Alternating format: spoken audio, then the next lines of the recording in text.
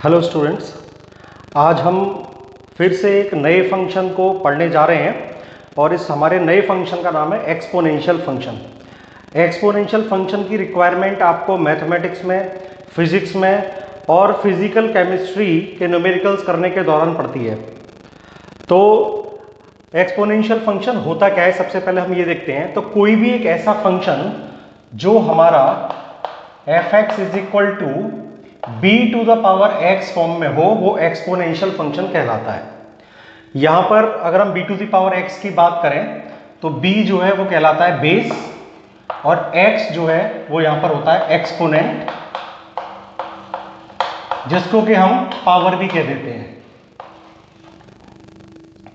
यहां पर b और x की कंडीशन के लिए बात करें कि हम इसमें b और x की किन वैल्यूज को हम यहां पर एंटरटेन करते हैं, तो यहां पर इस फंक्शन में b जो है वो हमेशा पॉजिटिव होता है except b is equal to 1, यानी 1 को छोड़कर b की हम यहां पर कोई भी पॉजिटिव वैल्यू ले सकते हैं। जबकि हम बात करें x की तो यहां पर x जो है वो कोई भी रियल नंबर हो सकता है।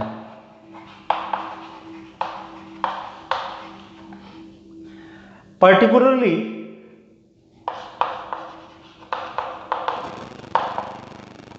कई बार क्या होता है कि हमारे इस फंक्शन में b की वैल्यू जो होती है वो 10 हो जाती है। तो यहां पर इस केस में जो हमारा फंक्शन हो जाएगा F X is equal to हो जाएगा 10 to the power x।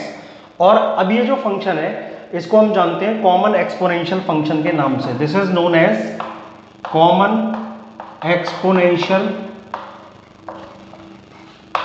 Function. जबकि अगर हम इन जनरल बात करें कि एक्सपोनेंशियल फंक्शन क्या है, तो यहां पर मान लीजिए कोई भी फंक्शन हमारा F X is equal to 2 to the power X हो गया, या F X is equal to हमारा 5 टू द पावर एक्स हो गया। इस तरह के सभी फंक्शंस जो हैं वो हमारे एक्सपोनेंशियल फंक्शंस कहलाते हैं।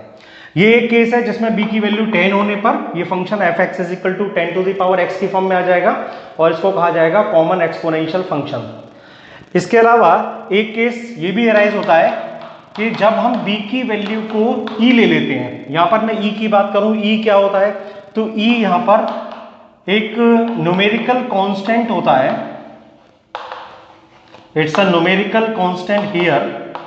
और जो e की वैल्यू होती है वो एक सीरीज को रिप्रेजेंट करती है, यानी e जो होता है वो एक सीरीज होता है 1 plus 1 by factorial 1 plus 1 by factorial 2 plus 1 by factorial 3 and so on. और इसकी वैल्यू जब हम इस सीरीज को फाइंड आउट करते हैं तो जो इसकी वैल्यू है वो हमारे पास में आती है 2.7128 dot dot dot and so on. यानी हम ये कह सकते हैं कि जो e की वैल्यू है वो हमारी लाई करती है बिटवीन 2 एंड 3। तो इस केस में जो हमारा फंक्शन है वो हो जाता है F X is equal to E to the power x.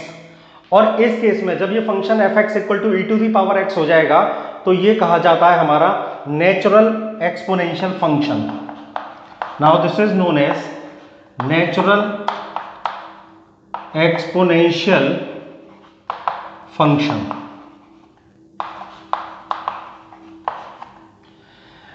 अब यदि हम बात करें अपने एक्सपोनेंशियल फंक्शन के डोमेन और रेंज की, तो हम इस फंक्शन को y is equal to F X is equal to B to the power X form में लिख सकते हैं। अब यहां पर हम ये देखते हैं कि हम यहां पर x की जगह पर किसी भी रियल नंबर को एंटरटेन करते हैं, तो इसका मतलब ये हो गया कि ये जो फंक्शन है इस फंक्शन का जो हमारा डोमेन होगा वो रियल नंबर का सेट होगा। इसका डोमेन रियल नंबर का सेट होगा, यानी हम कह सकते हैं R होगा। और अगर हम बात करें कि इस फंक्शन की रेंज क्या होगी, तो x की किसी भी रियल वैल्यू को लेने के बाद हम ये देखेंगे हमारा जो F X is equal to B to the power X ले लें, या हम यहां पर F X equal to 10 to the power X ले लें, या फिर हम F X is equal to E to the power X ले लें, किसी भी प्लेस पर जब हम x की जगह पर किसी भी रियल नंबर को प्लेस करेंगे तो हमें जो y की वैल्यू मिलने वाली है वो हमें सिर्फ एक पॉजिटिव रियल वैल्यू ही मिलेगी। इसमें हमें कभी भी यहां पर इसकी वैल्यू 0 या नेगेटिव रियल नंबर नहीं मिलेगी। तो इस तरह से हम कह सकते हैं कि ये जो फंक्शन है हमारा एक्सपोनेंशियल फंक्शन, इसकी जो रेंज होगी वो हमेशा r प्लस यानी पॉजिटिव रियल नंबर्स का सेट होगी।